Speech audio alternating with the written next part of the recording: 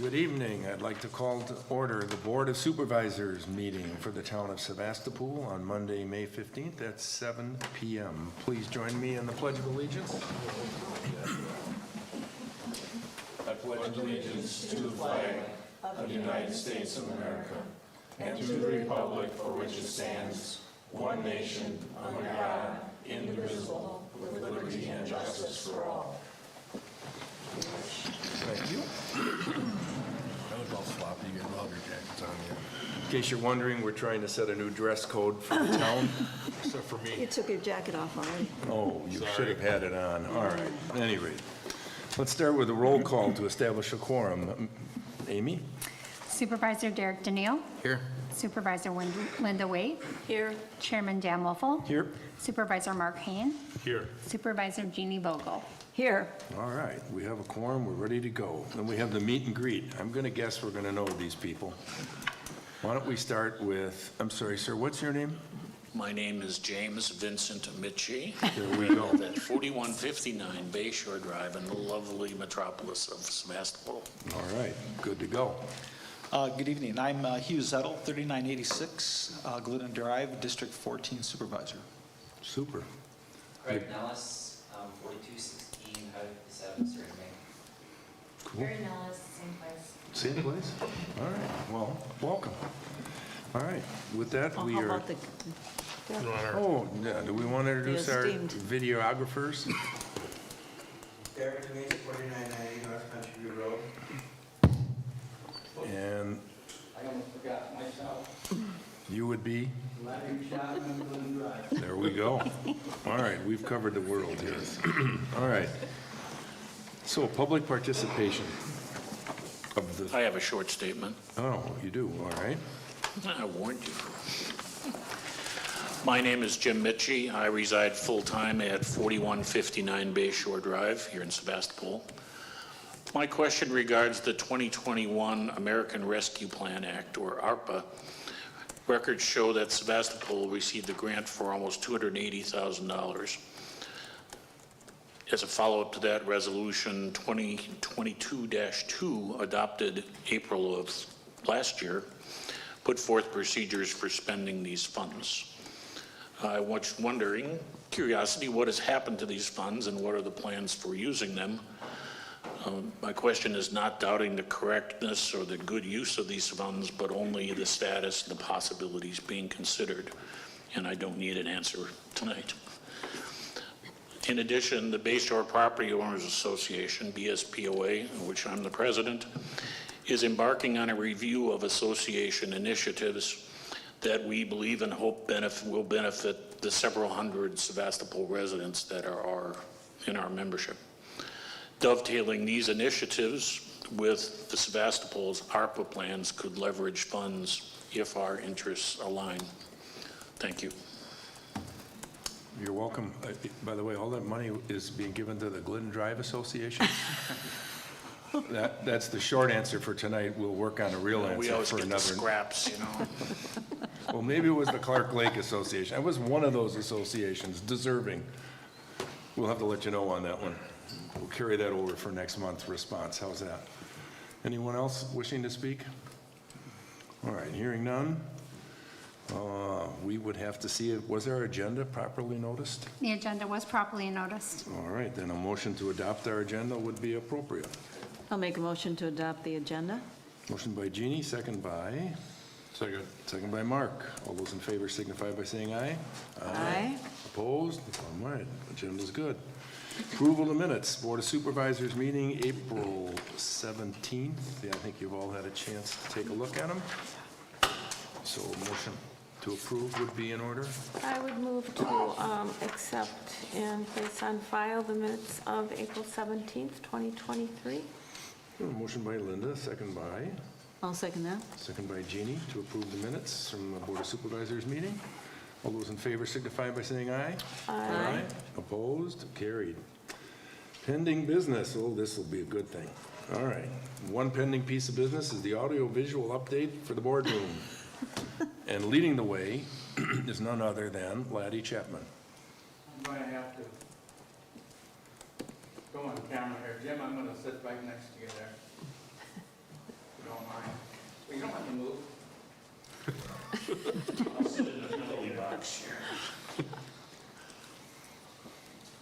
Okay, I'm Laddie Chapman. I think most of you know me. And I don't have all the estimates that I wanted to have by now. I had visits by 5 people, and I visited 4, I forget. And anyway, 2 of them have not gave me the estimates yet, and I tried to contact them again. But I do want to get them before we seriously send this to the committee. I have only 2 estimates so far, and I haven't really looked at the details in them. I want to compare them with the others. But they have substantially the same setup. And one of them is an estimate of $12,000 for the bottom line, and the other one is $20,000. I think that the other 2 will probably come in the same range. This would include all of the equipment we need to upgrade. It would use our existing microphones, because there's nothing wrong with them. We'd have a new amplifier, probably a new console there near the wall, and probably new speakers, because everybody I've talked to seems to think these are not as good as we could have.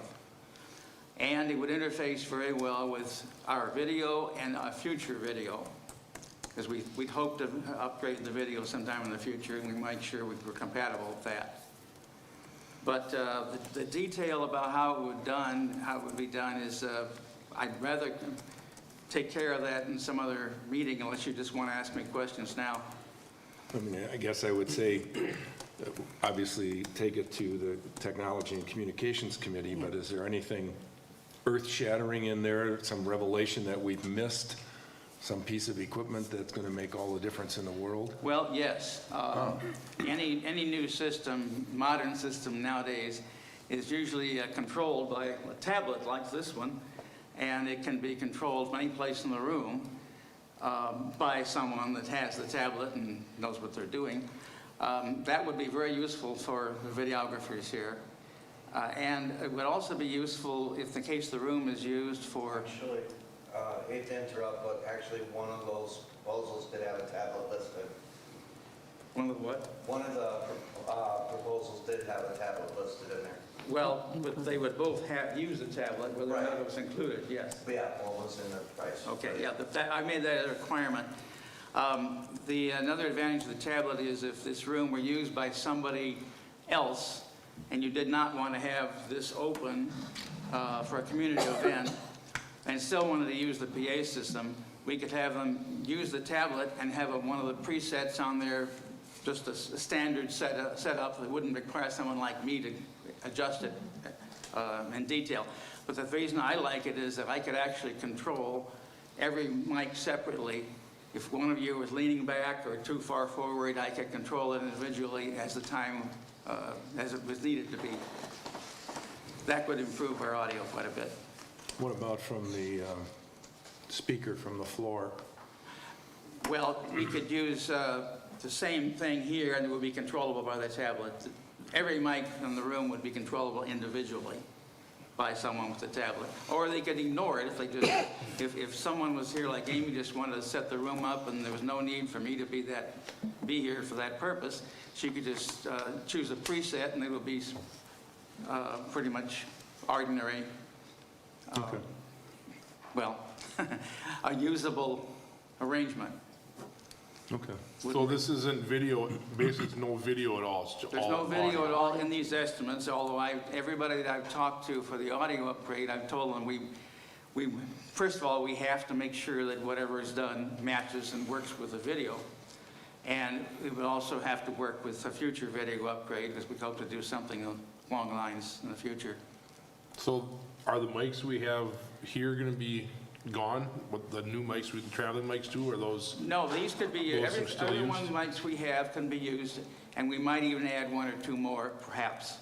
But that's one of the things, that there's no expansion possibility in this existing PA, but I made sure that we could expand for a new one. We could add more mics if we decided to do it. We could also plug in somebody's iPhone or the MP3 player, whatever they had, if they wanted to come here and play music over the sound system, and it would sound pretty decent. compared to now, at least. Do they still do microphones hanging from the ceiling? Is that like for boardrooms? You can, it's not the best for most applications. I mean, you definitely want the mic close to someone, and hanging overhead is good for a choir maybe, but not too good for a group of people. Okay. It's probably better than nothing. How about lapel mic? Well, these can be used with a lapel mic. Actually, it's not the microphones themselves, it's the amplifier that we don't have the expansion now to do that. But we have extra channels where we could plug in a lapel or use a handheld one or a combination of them. It's certainly much more expandable. That's part of the requirement. I'm going to call a committee meeting in the first part of June, Okay. because now that he has, Some idea it probably where we're looks going. like what bids he's probably going to get, we can sit down as a committee and review. Sounds good. We will turn it back over to that committee and let them, sorry, go ahead. Okay, that was going to be my question too, and you touched on it briefly, Laddie, about organizations that rent this room, and we have requests for a microphone or speaker system. Yeah. So programming a laptop, that's fine, but we wouldn't want the chance that somebody's going to walk off with our laptop, or if Amy would have the capability to pre-program, you know, at 10 o'clock, this organization, they're going to be able to use microphones or whatever. Yes, we But could. we wouldn't want our equipment disappearing. Well, Or being can't, unless we damaged. want to put a chain on it or Yeah. something, a padlock. Well, that's part of the down payment. I mean, if they steal all our tables, we know who took them. You're right, you know what I mean? We know who's using the, and whoever in charge of you, whatever Yeah, program they're just doing charge here, them. party, And- tell them right there, if that walks off, you're buying us a new one. Yeah, Or maybe an additional rental fee and/or deposit. for the If you audio. want the If you speaker wanna use it. system, it's an Yeah. additional Right. security Sure, could do deposit. that. Right. Good idea. Yeah, I Let- also know that if we are going with a tablet to run everything, you can purchase mounts for like the wall that tablets can lock into. Okay. And then when you want to unlock them and take them portable, you can do it that way. So like, for example, if we want to use it, we'll unlock it and keep it with us. But if you want it for a public thing, you can just go to it and it's locked to the wall and they can mess with it there. there you go. That could be an option. It's good. All right. Okay. It's all yours, Jeannie. Figure out how we get it for $4,000. Yeah, pull a bunny All rabbit right. out of my hat. Thanks, Aud, Laddie. All right. The next item, it came up out of our Board of Review training. And this is just a discussion, basically, to decide if we're going to allow someone to come in for the Board of Review and give us, over the telephone, Where- discussions in support of their request. What we believe will happen is that we cannot approve this until we are actually in session for the Board of Review. So look at it, any input, changes that we might want to make.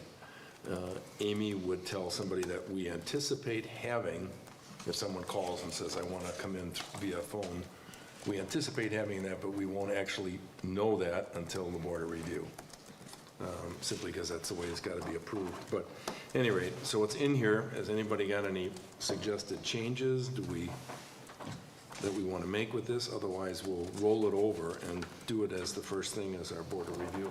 Well, in the past, our Board of Review, we've often waived the 2-hour or the advance notice. You know, Right. somebody walks in the door. The assessor likes to know ahead of time who's objecting so that he can have his records and analysis handy. So if we're going to, I have no problem, you know, if they need to appear by telephone, but they will need to file that objection notice plenty of time so our assessor has a heads up. So I don't know if we can incorporate that in there somehow. I don't know why we couldn't. Just put a requirement that if you're going to do that, you have to have it, what would be a good time? 24 hours in advance? Day prior? 24 business yeah, or at least one business day. All right. Well, if they need to appear by telephone, I'm going to assume it's out of convenience, or they can't make it on June 27th or whatever. Right, because So they're out of they should state know or- that, okay, I need to file this objection form and have it complete with their evidence or witnesses or whatever standing by. Okay. Well, it says, if you look at the procedure, like 1, then you have A, and then sub 1, 2, and 3, that says timely notice. Right. We'll just have to put the wording in there of Right. how much the timely. Right. Yeah. All right, we'll do that. Anything else?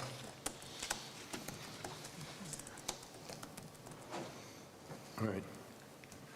Okay, Amy and I will revise the wording, and then we'll just put it into effect for the Board of Review, and if somebody calls in and says they want to do it by phone, Amy, we'll tell them it's going to be basically what we discussed, plus one business day ahead. I don't want to relive the, Yeah. comes in at the last minute, and away we go. Okay, sounds good.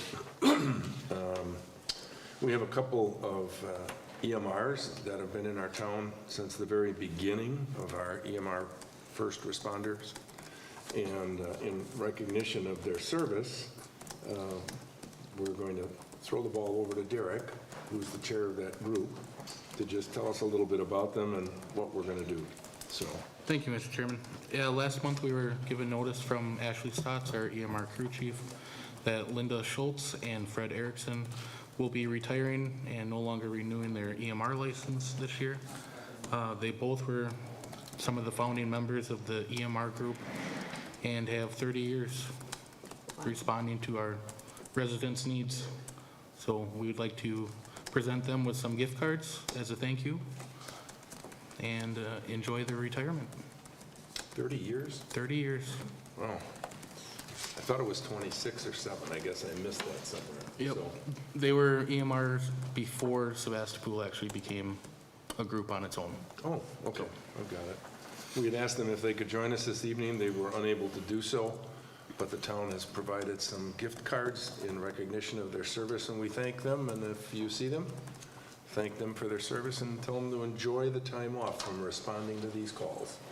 So- I know that both Linda and Fred, I think, have responded when my mom needed help, and they were there, Johnny on the spot, and knew their stuff, and so personal thank you to both of them from myself and my family.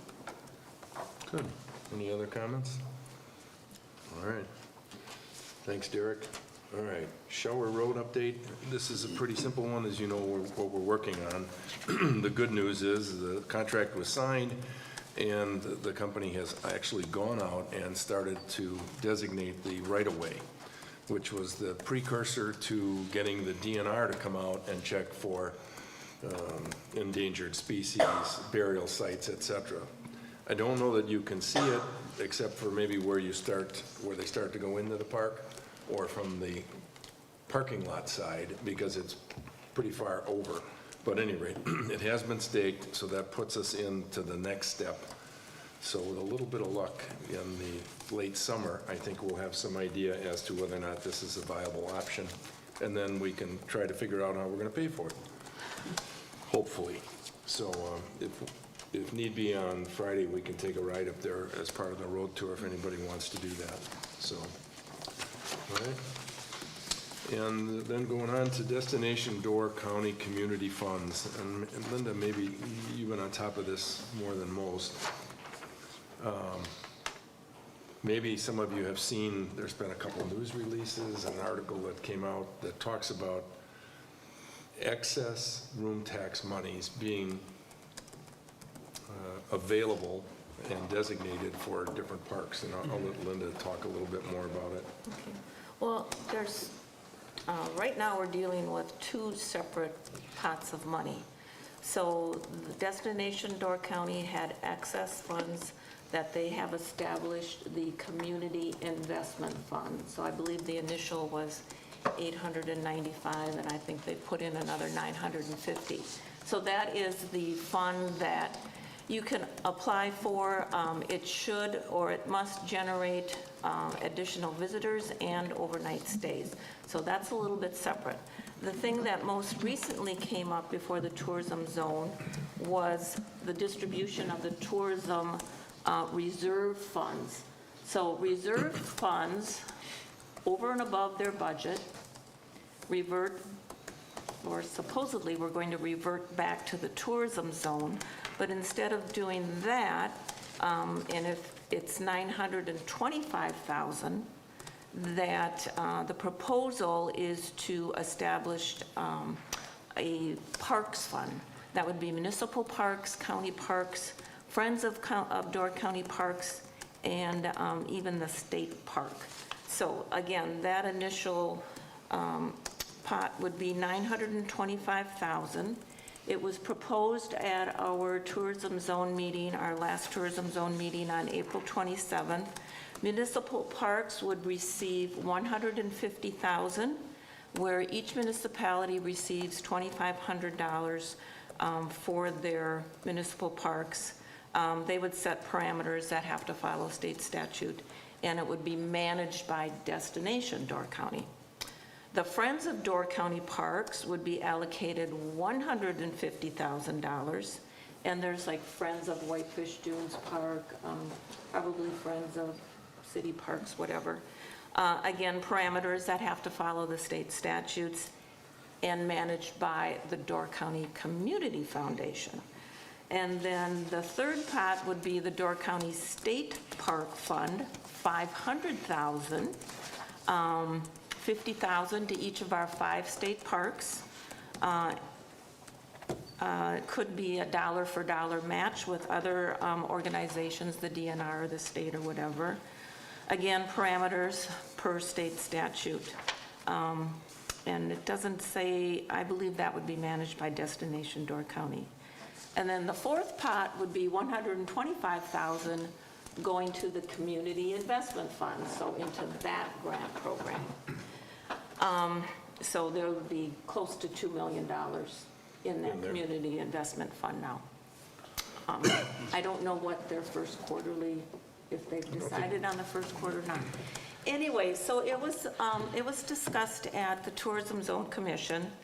A couple of, myself and 1 or 2 other commissioners had asked, why do we need to act on this immediately before bringing it back to our municipal boards?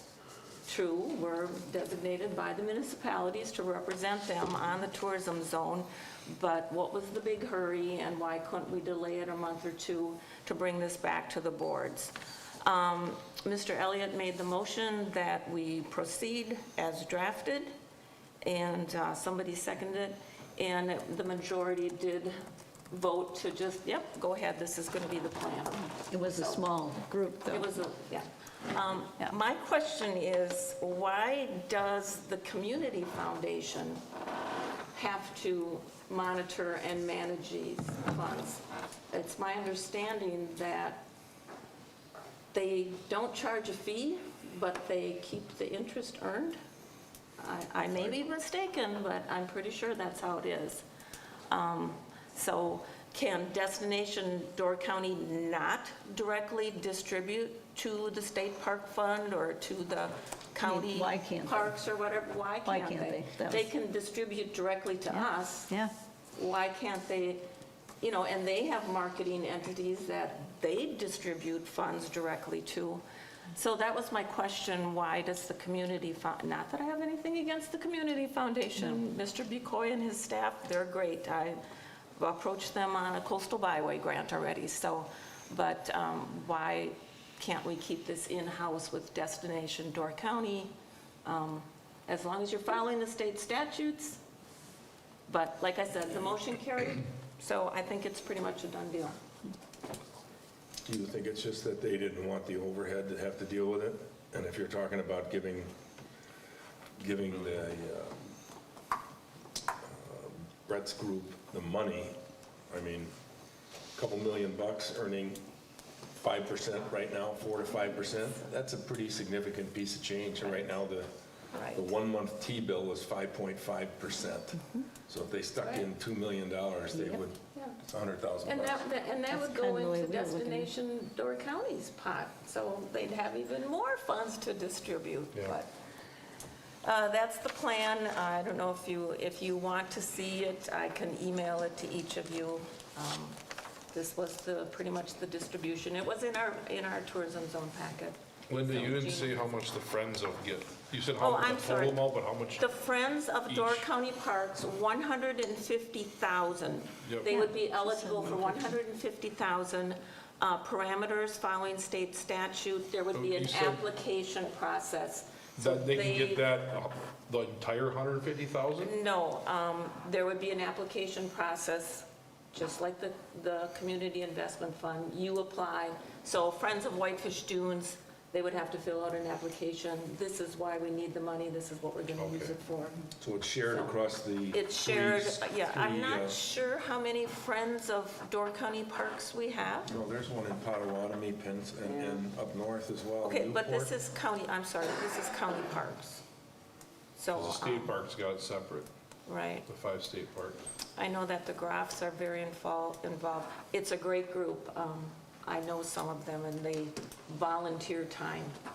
I mean, they put a lot of work into keeping our parks looking immaculate as far as I'm concerned. And then so. our parks, we got 2,500.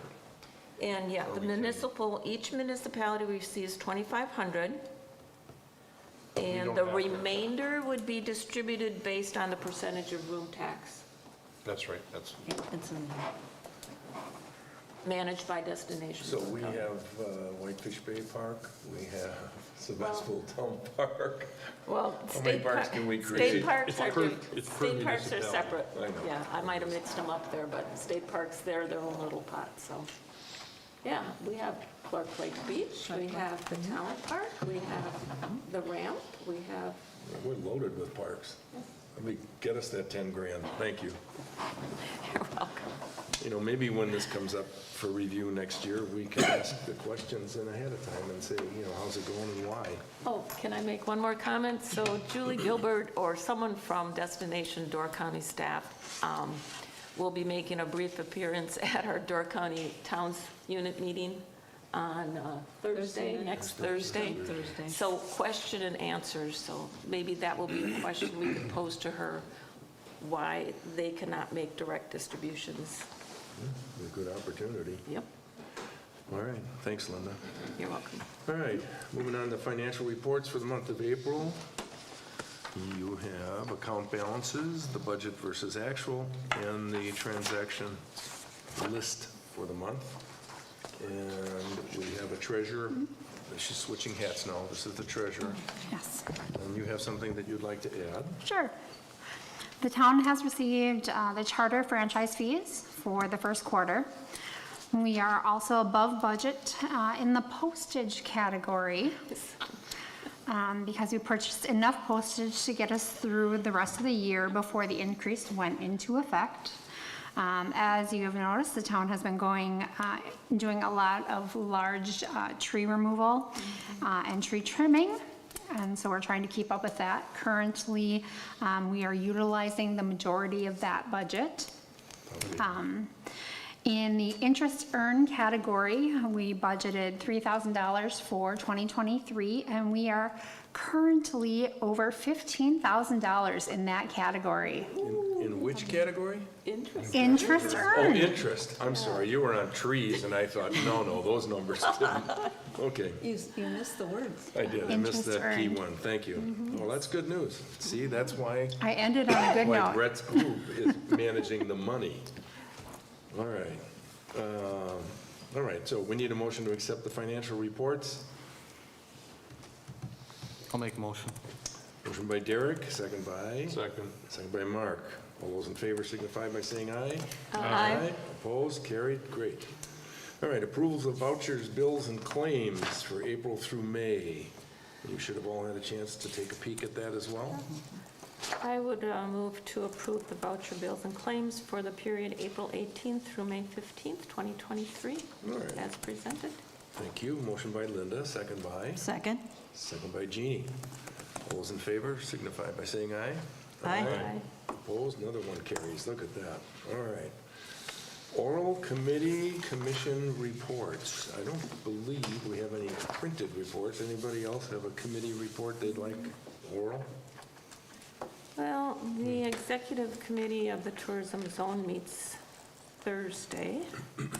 I looked at that briefly today, and 33 new short-term rental permits issued, not all in our town. I think there were 2 or 3 in our town. Oh, and they commented on the J1 visas too, that 500 are coming to Door County this summer. They opened that up. So that's great. Much needed. Yeah, Destination Door County, they also work with job posting as far as available jobs. So we now have 1,455 permits. 1,400? Now that includes resorts and motels as well. Okay. So, oh, and then I think somebody asked the question, if property is sold or transferred to a new owner, the tourism zone does require a new permit. So they would need to apply for a new permit to replace that. So. And then also 222 zone permits did not have debt cap license. So they have been notified to cure that situation. We will probably have on next month's agenda another short-term rental, which we have issues with. It's currently being reviewed by the attorney, so it'll probably appear next month. So we will see, but just as a heads up. All right, thank you, Linda. All right, then we have the county board report from District 14 Supervisor, Mr. Hugh Zell. Mr. Chairman, Uh-oh, could I time add out. one thing? I did back get up. notice that Destination Sturgeon Bay is going to have a board meeting next Thursday at 8 o'clock, so I will try to participate in that. Great. All right, Hugh? Thank you, Mr. Chairman. And again, thank you for the time to provide you updates on what's going on at the county board. I'm just going to cover, one item from the notes that I provided to the clerk, so I can spend some time just to give an update on what's going on with the intersection of Gordon Road and Highway 4257. The April 18th meeting, it was out of its normal, last Tuesday of the month, since it's kind of the organizing meeting for the second half of the county board term. All the committee chairs and positions remained as is going into the second year. And most of the discussion for that organizing meeting was a meeting rules review and change. Admin committee had proposed in a resolution to eliminate remote public comment. As you know, that garnered a lot of discussion. I received a lot of feedback from constituents in the town. What we ended up doing is amending a motion to continue remote comments during public comment meeting portion. So that was approved by a 17-4 vote, and I've voted in the affirmative to update and to allow remote public comments to continue to be made. The other item of interest is Forestville Mill Pond. The Greg Colhurst provided a update on the testing plans. There was a grant received from the state to kind of do a more detailed assessment of how the drawdown went, whether it was successful or not successful. So they're doing a bunch of detailed water samples, plant samples, sampling fish with the DNR's help, and there'll be a thorough report provided next year as part of that process. There was also a discussion relative to what is the long-term role of the county in managing the mill pond, since that's county property, and that's just going to be, discussed further relative to the long-term sustainability of that structure. then I'll move forward. And Lanny, if you could put the presentation up, please. There's been a lot of activity over the last month regarding the traffic safety at Gordon Road, otherwise known as County BB, and Highway 4257 intersection. So I'd like to provide an update on what's been going on both at the Highway Safety Commission meeting and the Highway and Facilities Committee meeting regarding that activity. Going to the next page, I have a typo that I've got to fix, and I'll send Madam Clerk an update. There were 25 accidents and 1 fatality from 2015 to 2022. I was able to receive reports from Chief Deputy McCarty, and there were 3 additional accidents after this initial presentation that I put together for the Highway Safety Committee meeting back in July of last year. 3 of them that occurred since that July timeframe. 2 of them were, again, 2 people attempting to do a left turn, and then 1 where they kind of rear-ended another car in the southbound lane. But on the right-hand side, you can just see that, a total of 25 accidents. And if you look at the number of accidents and injured, it's, roughly, 5 times if you look at it relative to people trying to turn left. It doesn't correlate with traffic. As you can see, there's actually less traffic of last year than there was in 2021. If we recall, 2021 was off the charts if you looked at sales tax. If we looked at ambulance calls, a lot of those barometers, 2021 was really an aberration in peaks of, people visiting the county, activity. And 2022, probably a combination of inflation and other factors, some returning to normalcy. Those numbers, have gone down from a traffic perspective. Most of the July accidents have occurred in the month of July, second by the month of May. And if you go to the next page, basically, there were 12 left turns from Gordon Road is by far the leading candidate, twice the number of the next, accident type.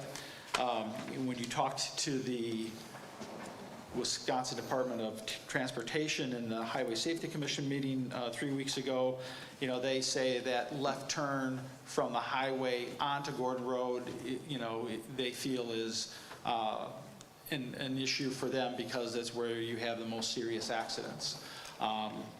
That being said, I know our Highway Safety Commissioner worked really hard last year in the month of July to try to get them to, as part of the repaving project, widen that section of road to allow a left turn lane for the northbound 4257 to go onto Gordon Road to eliminate, the accident potential there, as well as the project to do a right turn lane only. But they refused to do that, with their comment being that it wouldn't be up to the standard of their design. So that's was about as far as we got. If you go to the next page, please, Laddie. Just to kind of just put a timestamp on all the activities that have gone on on the right turn only lane status. A request was made to create a right turn only lane at Gordon Road at the Safety Commission meeting. That's where I first did the presentation with the support of Chairman Dan Wolfel and also Supervisor Dale Vogel, who kind of was, my cohort, since we, that intersection kind of is on the border of both of our districts, so it's a shared concern for us. At the August 23rd meeting, the board approved a resolution unanimously to basically make improvements at a budgeted amount at that time of $100,000, assuming that the improvements could have been made in 2022, and we could have gotten a permit from the state because we needed to do some of that work in the right-of-way. At the 11/15, the November Highway and Facilities Committee meeting, Chairman Engelbert informed the board that the DOT was applying for a grant to upgrade Gordon Road and Highway 4257 intersections, and any improvements that the county would make would disqualify them from securing grants. So that basically put a stop on any efforts we wanted to do to do the right turn only lane, and basically put us in a holding pattern until we found out the disposition of that grant. Fast forward to this past month, at the Highway and Facilities Committee meeting, Commissioner Tad Ash reported that the DOT did receive a grant. They're in the midst of getting things finalized, so it'll show up on the system to improve that intersection. There are options they'll have to consider, going through a whole public comment period, public hearings, et cetera. But given the area that they have to work with, it's likely in their mind is going to be a roundabout. Other options would be a J-turn, like you have by County C. Another one is called what they call a compressed U, which is County K in, I think, Kewaunee County there by the BP on your way to the shrine. But that takes up a lot of space, so it's probably going to be a roundabout. But again, we'll know as they go through that process. I think what's important to note is, per the DOT, a program like this is typically 6 years. So if you take 6 plus 23, that gets us in a 2029 for construction. They're going to try to fast track it to 2028 or sooner, but they said that might be a stretch. So when you look at an average of 2 accidents per year, going back from 2015, 2 accidents per year from people trying to attempt the left turn lane. So you multiply 9 times 2, that's 18 accidents we could try to avoid. And it was unanimous within that Highway and Facilities Committee meeting that the county is still going to take action. So the committee approved unanimously a motion for Commissioner Ash to provide an updated proposal and budget for implementing improvements at the intersection, and that'll be at their June 14th meeting. And then coming out of that meeting will likely be a resolution that will go to the county board the following week to get something done. And I think everybody wants to get it expedited. Commissioner Ash talked about some of the proposals. It would also include not only the right turn only aspect at the intersection, it would also include some widening at Gordon Road and Old Highway Road just for turning radius, so that he commented that, and also because of probably increased traffic for people going back to use the roundabout. There's also going to probably be a widening at that intersection of Old Highway Road and Egg Harbor Road, just to help with the traffic burden, because there'll be more traffic at that intersection because of the right turn only. And that intersection down by Gordon and Old Highway by Culvers has always been a problem for us too, because that always slopes off, so we're going to pass the baton. That's good. So the Highway Commissioner and the County Board are fully engaged to make safety improvements as soon as possible, given the current challenges they have trying to get something that will work with the Wisconsin Department of Transportation. But I'm optimistic that coming out of that June 14th meeting, we'll have a resolution that'll go to the county board that will likely, be successful for us to resolve at least this one problem as we get towards, looking forward to a new intersection down the road. The last page, just an appendix, is just a list of all the accidents that have occurred there. One of the things that's different from the previous summary is there was a lot of discussion with the state. The state's contention was, and a lot of this is they cite general statistics that most accidents, 80% of the accidents are caused by local residents. And so what I did from the previous data is I actually took the distance, from the accident records I got from Chief Deputy McCarty. It's got who the driver was, where they live. So basically, I got all the how many road miles from their residence to where that intersection is, and they claim someone from Sister Bay is local. But if you look at the distance from Sister Bay to, say, somebody that lives in downtown Kewaunee, it's basically the same distance. So or someone from Washington Island that was involved in some of these accidents, that's the same distance as somebody who's from Green Bay.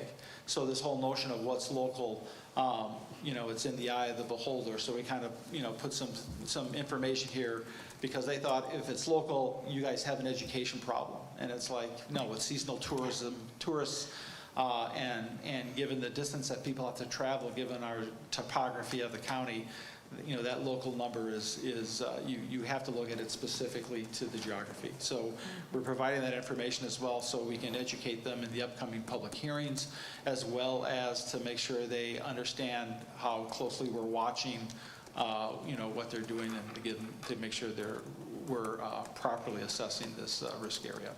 So with that, I'd be happy to entertain any questions you have on any of the county board notes or this update. Mr. Chair. Well, I noticed, so now that that area is blacktopped and whatever, so I was coming from Sturgeon Bay, heading north on 4257.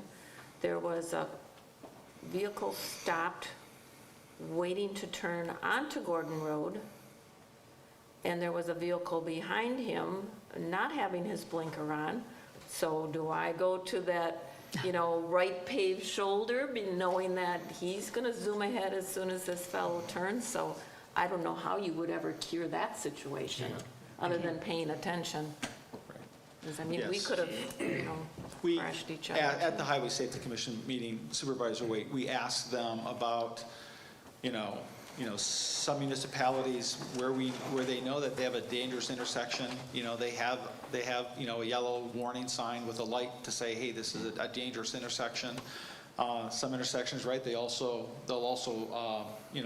grind the road to get you an audible, tone, from your tires running over to at least provide you, increased awareness. And we asked them about that, and we really didn't get any response from the state. Anything, just even during the interim, while we're waiting 9 years for a roundabout to help, create awareness where we know that education is going to be limited given all the tourists that are here. So we'll continue to pound them on that. So what's Dad's guess, assuming he gets the okay from the state this fall? No, he's gonna go push, even in the summer, they'll start work. He wants to get it done. He doesn't want to wait until the fall. And he's looking at an approach that is, minimizes costs, given what they've done with the repaving. And so that's what he'll come back at the June 14th meeting to give us some details on. Okay. Okay. Thank you. Any Well, other? I just want to say thank you for Yeah. putting this time in. I know with mailers and stuff, when you send out mailers, we get mailers that go to Marinette because it's 12 miles away or 18 miles away. So with what you're doing with the miles away, that's outstanding. Because we could get a local from Marinette in an accident that we all know is not local. Correct. Thank you very much for putting that Yeah. time in. That's No, really good. you're welcome. Thank you. Appreciate it. Supervisor Haynes, appreciate it. Thank you. Thanks. All right. Moving on, license and permits. You have a copy of Door County Inspection's April report. They continue to be busy. And Amy, I must have a mind block on the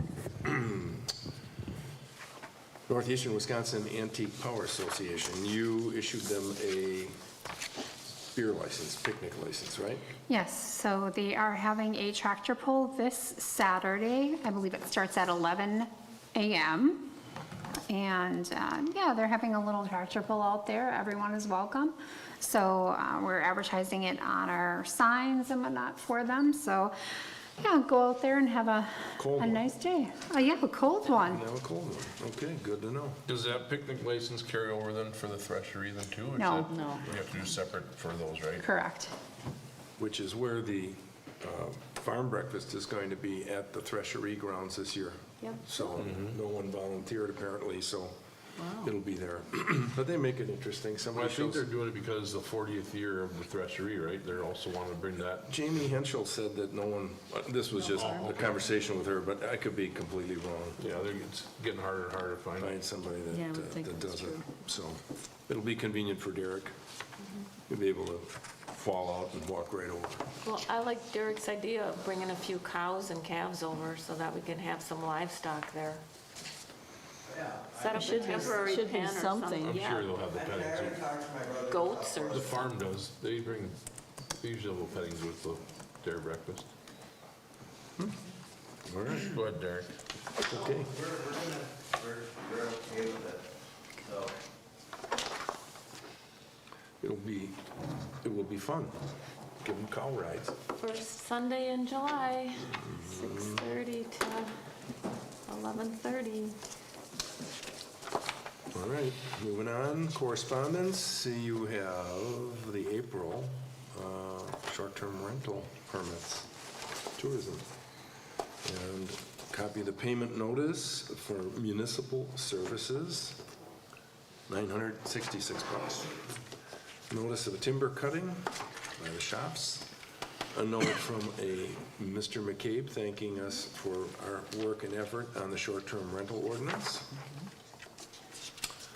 Payment in lieu of tax. So the Department of Natural Resources sends us some money to cover the property that they have in the park. And what was the amount? 5,000 something.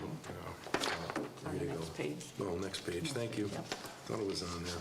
$5,287. And 63 cents. And that's everything that's in your correspondence. In announcements, we have a Park and Rec meeting on Thursday, this week Thursday at 6 p.m. The infamous and fun-loving road tour is on Friday. If somebody knows of a pothole or something they need to have checked out, please get it to Amy before Friday or one of us. The open book, an opportunity to see how your property is assessed as compared to your neighbors. Friday, May 26th at 10 a.m. here. And the next Board of Supervisors meeting, Monday, June 19th at 7 p.m. I think that covers everything that's The in there. rummage sale. Oh, I had on my calendar that the road tour was going to start at 9:30. yes, that's what I had. Oh, that's easy enough. Okay. Which is it, 9 or 9:30? 9. It's Sounds for like it's 9:30 for 9:30. you, right? Yeah. You're accommodating Linda, right? I'm sure it was just a typo. Yes. It's my yard fault. sale. It's my fault. Yes, The Thursday. annual town yard sale. Oh, and that's June 10th. That's in June. We're looking for salespeople that want to come and sell their goods. It's going to be Saturday, June 10th, over here at the town park. I've reserved the park. We're running an ad actually in Peninsula Pulse because we only have a few signed up right now, right? Yeah, we have about 6 or 7 people signed up, so anyone looking to sell stuff, the spaces are free. Yep. It just takes your time and effort to want to go through your stuff and bring it here. So I think it's a pretty good deal. You set up your space, you keep the money, you remove your items that do not sell. It's convenient because you don't have to drive down all these country roads where we've got good exposure right on the highway, so. It's from when to when? What time 8 is to it? 4. 8 to 4. I said 7, now it's 7. 7 7 to a.m.? 4? Oh, God. 7 to whenever, Oh. because people, Oh, okay. as it dwindles, people leave, so. We could be taking our old audio-visual equipment to that auction if things. Or work our out. old copier. Our old copier, that's another idea. We need is to get somebody over there. Just tie down your tents, right, Linda? I've come up with, if I do that tent canopy again this year, I'm gonna zip tie it to the fence Something. All right, instead of having it blow over into the playground. it's that time. I think we have completed this evening's agenda. A motion to adjourn would be, I would like to make that motion to adjourn, please. a motion by Derek to adjourn. Is there a I'd second? like to second that. Mark is going to second that. I don't think I want to bring it to a vote. No, all right, I will. All those in favor signify by saying aye. Aye. We are adjourned, thank you.